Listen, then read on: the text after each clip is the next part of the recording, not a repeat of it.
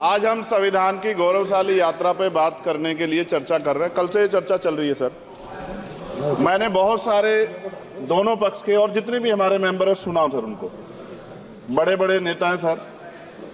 इसके भाग 1 में लिखा हुआ है India that is Bharat, Hindustan नहीं लिखा हुआ है सर।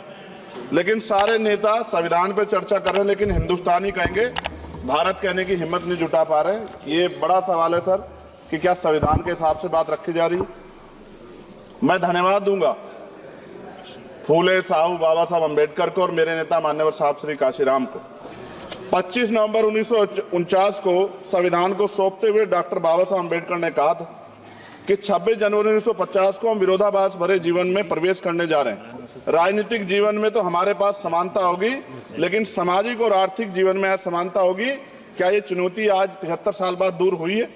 भारत ने 26 जनवरी 1950 को संविधान लागू होने के साथ खुद को एक संप्रभु लोकतांत्रिक और गणतांत्रिक राज्य होने का ऐलान किया। लेकिन सर उस समय संविधान की स्थिति ये थी कि जैसे गांव का कोई आदमी, मैं 50 की बात कर रहा हूं, वो 50 साल पहले शहर में आ जाता और बड़े लोगों की महफिल में चला जाता, उस जहां वो खाना खा रहे हो, और वो टेबल पे नैपकिन को खा के जो है ये कहता कि ये तो फीका, क्योंकि वो जानता ही नहीं था, वो समझता नहीं था संविधान को, संविधान है क्या। संविधान उसके लिए महज दस्तावेज था। ये जिम्मेदारी थी राजनीतिक दलों पे कि वो संविधान को व्यवहार में लेके आते। और इसके इतने सारे आर्टिकल हैं, अगर इनको व्यवहार में लाया जाता तो मुझे लगता कि आज देश बहुत बदल गया होता। बाबा साहब ने कहा था कि लोकतंत्र भारतीय भूमि का केवल ऊपरी पोशाक है, उनके अनुसार यहाँ की संस्कृति अनिवार्य तौर पर लोकतांत्रिक है। भारत जैसे गरीब और गैर बराबरी वाले देश में संविधान के जरिए छुआछूत खत्म करना, वंचितों के लिए सकारात्मक उपाय करना, सभी वयस्कों के लिए मतदान का अधिकार देना और सबके लिए सम्मान अधिकार तय करना, ये बहुत बड़ी उपलब्धि थी सर।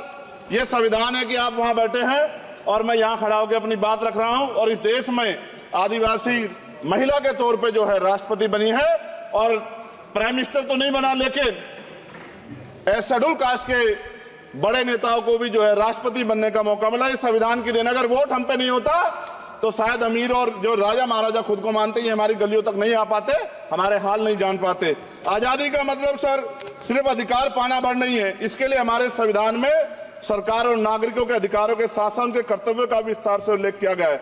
बाबा साहब ने संविधान सभा में दिए गए भाषण में कहा था कि स्वतंत्रता आनंद का विषय है, पर अब हमें अपनी जिम्मेदारियों पर भी ध्यान देना होगा। संविधान ने सुनिश्चित किया कि रानी के पेट से राजा जन्म नहीं लेगा, वोट से नेता तैयार होगा।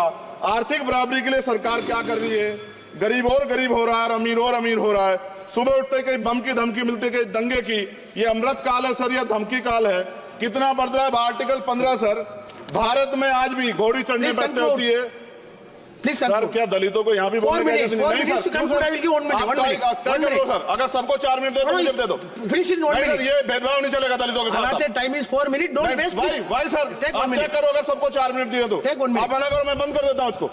क्या दलितों को सबसे आखिरी में नंबर मिलेगा और बोलने का मौका मिलेगा? क्या मजाक कर रहे हैं सर आप? नो, ये all independent people are having only 4 minutes. You take sir, independent में अपनी पार्टी का मेंबर हूँ सर, और जीत के आया हूँ सर, किसी की दया में नहीं आया। Take 1 minute and finish sir. कल भी बोले तो एक दलीय पार्टी के लोग, आप मौका दो सर। मूछे रखने पर हत्या होती है, महिलाओं पे, छोटे मासूम बच्चों पर रेप हिंसा होती है। एनसीआरबी का डाटा देकर डर लगेगा। यही 1 किलोमीटर में संविधान को जला गया, और महाराष्ट्र के परभनी में अभी भी संविधान को नष्ट किया गया, उसकी कॉपी को। आर्टिकल 25-26 में संविधान में सभी को धार्मिक आजादी। कहाँ है दलितों की, मुसलमानों की, जैनों की, बौद्धों की, ईसाइयों की? छत्तीसगढ़ में सतनामी समाज को संविधान की अपनी धार्मिक आजादी के आधार पर जो है उनको अपमानित करके जेल में बंद कर दिया। संभल, अजमेर, अयोध्या सब इसका उदाहरण है।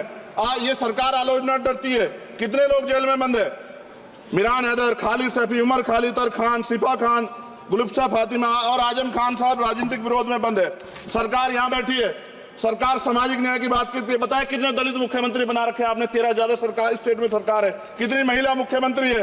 आपकी सरकार ने सुप्रीम कोर्ट के आदेश के बाद रिजर्वेशन प्रमोशन में जारी नहीं किया, और ओबीसी को पॉलिटिकल रिजर्वेशन आप देंगे नहीं देंगे, आप बताने का काम करें। मैं 75 साल की गौरव यात्रा में हम एक सभ्य समाज नहीं बना पाए, इसलिए जाति आधार पर SC ST OBC के बच्चों को प्राइमरी स्कूल से लेकर उच्च संस्थानों में भेदभाव किया जाता है। सरकार निरंकुश होगी, कोई बुलडोजर से कार्रवाई करता है। कल मंत्री जी ने कहा हमने राष्ट्रीय पिछड़ा वर्ग आयोग बनाया, 69 शिक्षक भर्ती में उसकी सिफारिशों को नहीं माना। ईडब्ल्यूएस के जरिए आपने संविधान पे, आरक्षण के प्रावधान पे हमला किया। 1 मिनट में खत्म कर रहा हूं सर। संविधान सर, न्यायपालिका में आर्टिकल 124 ये कहता है सर, ये अधिकार जो है, Sunday sir ji please conclude sir 1 minute में प्लीज कंक्लूड। संविधान में न्यायाधीशों की नियुक्ति का अधिकार राष्ट्रपति के द्वारा होना चाहिए, अभी तक नहीं हो रही है। All India judicial service commission कब बनेगा? क्या चंद परिवार ही सर जज बन सकते हैं?